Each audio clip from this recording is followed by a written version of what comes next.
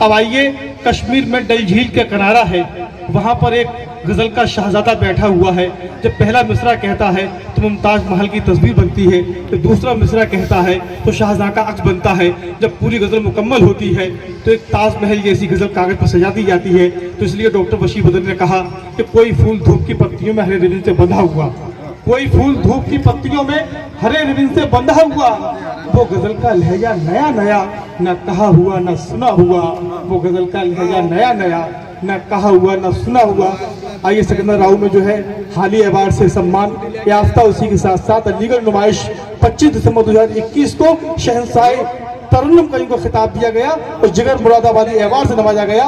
اس دھرتی کی ایک بہت ہی عظیم شخصیت جنہوں نے ترنم کے حوالے سے، شاعری کے حوالے سے، غزل کے حوالے سے پورے ہندوستان میں اس سرزمین کا نام روشن کیا. جناب شکیل صاحب سے گزارش کرتا ہوں کہ برائے کرم تشریف لائیں، زوردار تالیوں کے ساتھ آئیے، اپنے محبوب صاحب کا استقبال کرتے ہیں. ایک مطلب چند شعر آپ کی نظر کرتا ہوں اور مہیش بھائی سے گزارش کرتا ہوں کہ مائک پر ہاتھ رکھ لیجئے ذرا بڑھیا کر کے. ہلو، تھوڑا سا ایکو ڈال دیجئے گا اس میں.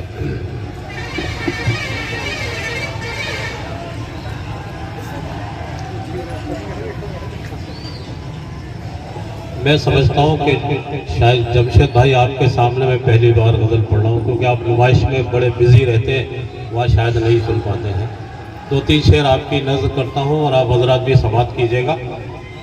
اور اگر میرا شعر آپ کی سماعتوں تک پہنچے تو مجھے معلوم ہونا چاہیے کہ آپ بالکل دل سے سن رہے ہیں.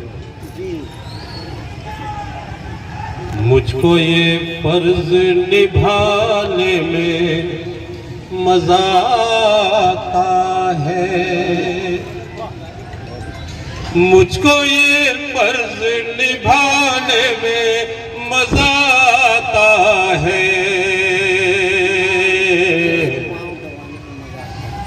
ماں تیرے پاؤں دبانے میں مزہ آتا ہے.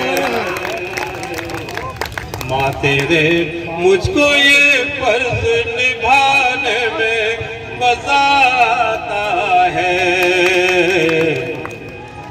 ماں تیرے پاؤں دبانے میں مزہ آتا ہے.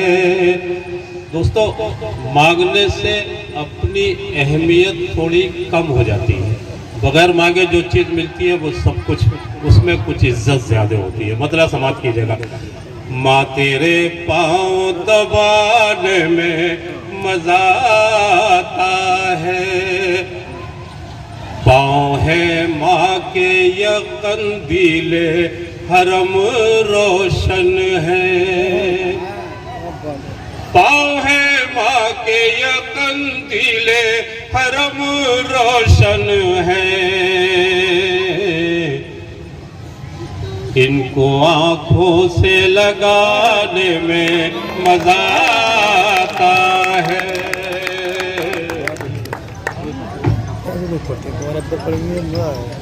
پاؤں ہے ماں کے یہ قندیل حرم روشن ہے. ان کو آنکھوں سے لگانے میں مزہ آتا ہے. ان کو آنکھوں سے لگانے میں مزہ آتا ہے.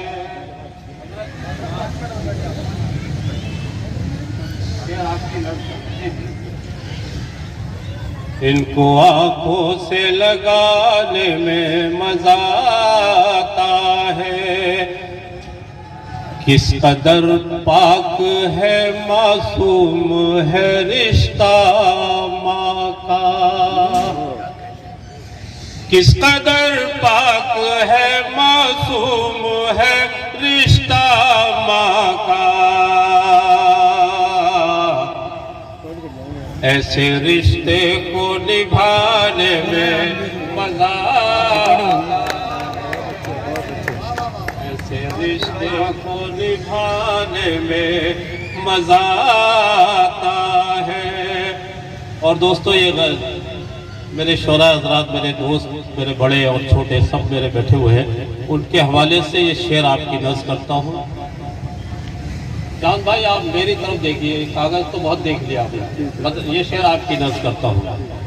ہو فسانہ یا غزل ذکر ہو ماں کا جس میں، ہو فسانہ یا غزل ذکر ہو ماں کا جس میں، مجھ کو سننے میں سنانے میں مزہ آتا ہے، مجھ کو سننے میں سنانے میں مزہ آتا ہے. اور یہ شعر بھی بطور خاص سماعت کیجیے گا. میری معصوم خطاؤں کے لیے ماں جس دم، میری معصوم خطاؤں کے لیے ماں جس دم روٹھ جائے تو منانے میں مزہ آتا ہے، روٹھ جائے تو منانے میں، میری معصوم خطاؤں کے لیے ماں جس دم روٹھ جائے تو منانے میں مزہ آتا ہے، روٹھ جائے تو منانے میں مزہ آتا ہے. اور یہ شعر بھی سماعت کیجیے گا. دیکھتے ہی جسے آنے لگے ماں کی یادیں، دیکھتے ہی جسے آنے لگے ماں کی یادیں، ایسی تصویر بنانے میں مزہ آتا ہے، ایسی تصویر بنانے میں مزہ آتا ہے. اور یہ شعر بھی بطور خاص سنیے دوستو. میں چھپوں اور وہ مجھے پیار سے ڈھونڈے ہر سو، میں چھپوں اور وہ مجھے پیار سے ڈھونڈے ہر سو،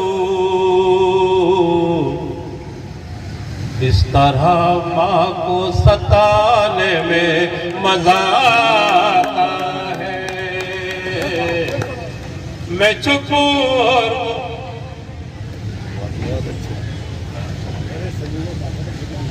میں چھپوں اور وہ مجھے پیار سے ڈھونڈے ہر سو، اس طرح ماں کو ستانے میں مزہ آتا ہے، اس طرح ماں کو ستانے میں مزہ آتا ہے. اور دوستو یہ مقطع سماعت کیجیے گا اور 1 منٹ کے لیے اپنے آپ کو 2 3 4 یا 5 سال کا محسوس کیجیے. 1 منٹ کے لیے مقطع سماعت کیجیے گا. جب مصیبت کوئی سر پر ہو سہل تو خود کو، بچہ مارے آیا کسی کو اور باقی گود میں آ کے بیٹھ گیا. سماعت کیجیے، یہ ذہن میں رکھیے. جب مصیبت کوئی سر پر ہو سہل تو خود کو ماں کے آنچل میں چھپانے میں مزہ آتا ہے، ماں کے آنچل میں چھپانے میں مزہ آتا ہے. مجھ کو یہ فرض نبھانے میں مزہ آتا ہے، ماں تیرے پاؤں دبانے میں مزہ